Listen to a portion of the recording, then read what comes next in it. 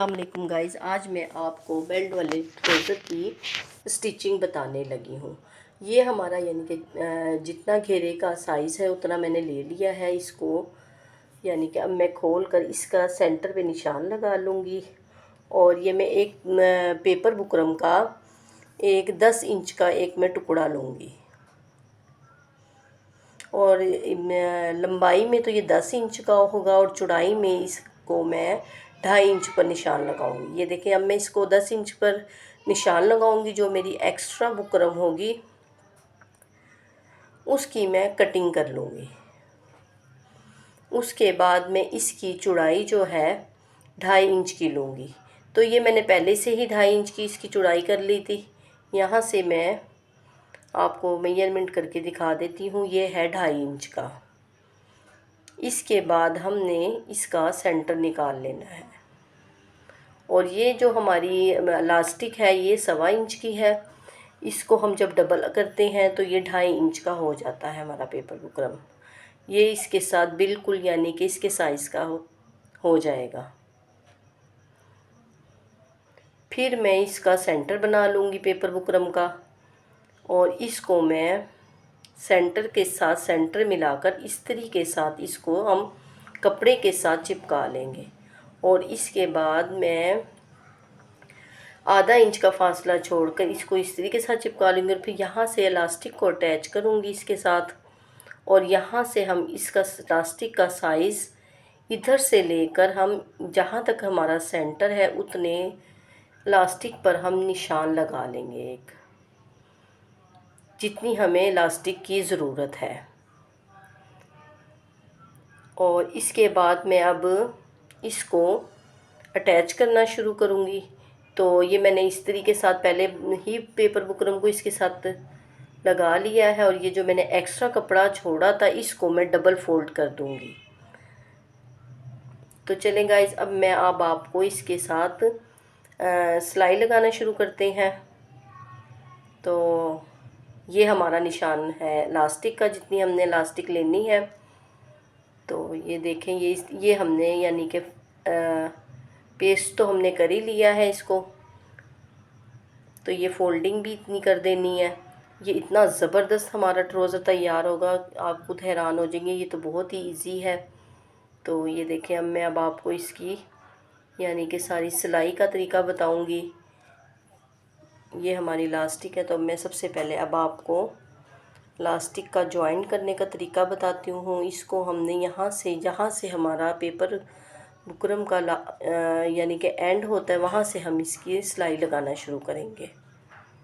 तो सबसे पहले हमने इसका यानी कि जो ट्राउज़र का है सेंटर से सेंटर मिलाऊंगी। और इसको मैं इलास्टिक को पहले पिन अप कर लूँगी ताकि ये इधर उधर ना हिले।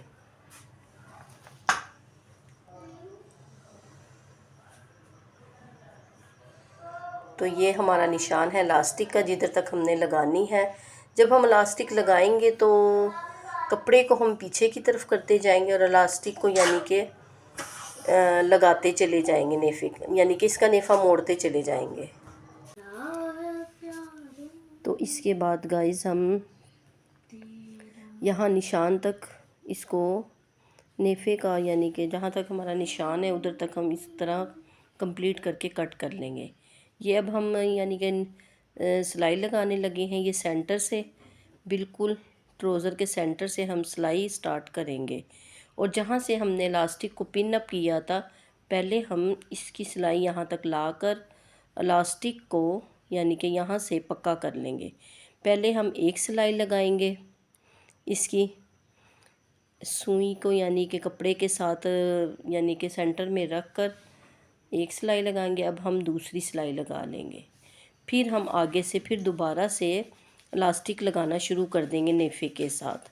इस तरह हम लगाते जाएंगे और फिर हम इलास्टिक को आहिस्ता आहिस्ता खींचना शुरू करेंगे और नेफे को हम पीछे की तरफ करते जाएंगे। तो ये हमारी यानी कि सिलाई बिल्कुल किनारे पर आनी चाहिए, इलास्टिक के ऊपर ना चढ़े। फिर हम थोड़ा सा यानी कि जब हमारा ये कंप्लीट हो जाएगा थोड़ा सा हम नेफे का मुंह को खुला छोड़ देंगे। और फिर हम यानी कि इलास्टिक को हम खींचना शुरू कर देंगे और कपड़े में हमारे यानी कि नेफे में हमारी इस तरह से चुन डाल लेंगे और जहाँ तक हमारा निशान है वहाँ से हम इलास्टिक को कटिंग कर देंगे।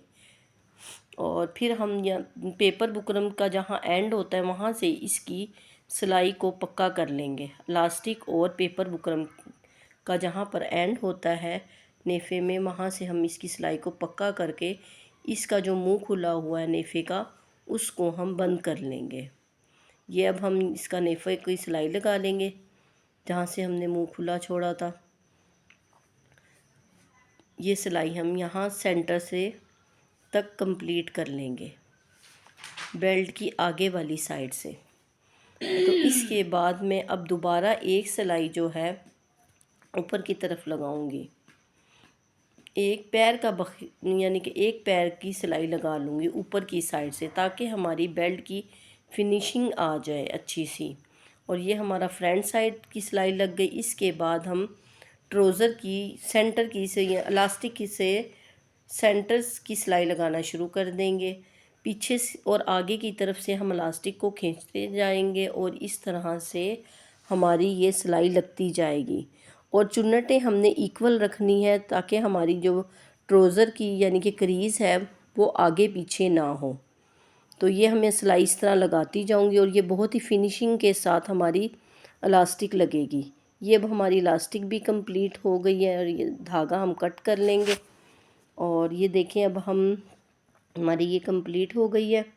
और ये देखें कितना ज़बरदस्त यानी कि बेल्ट लगा है, आगे की तरफ बेल्ट और पीछे से हमारी चुन्नटें हैं ये। और एक्स्ट्रा धागों की भी हम कटिंग कर लेंगे। और ये देखें कितनी फिनिशिंग है इसमें, और आगे और पीछे से बिल्कुल परफेक्ट बनी है ये। तो अगर गाइस ये देखें ये कितनी ज़बरदस्त लग रही है। अगर गाइस आपको ये मेरी बेल्ट और का तरीका आपको पसंद आया है और लगाने का तरीका आपको समझ आया तो प्लीज़ मुझे लाइक शेयर और सब्सक्राइब करें और अब मुझे अपनी दुआओं में याद रखें।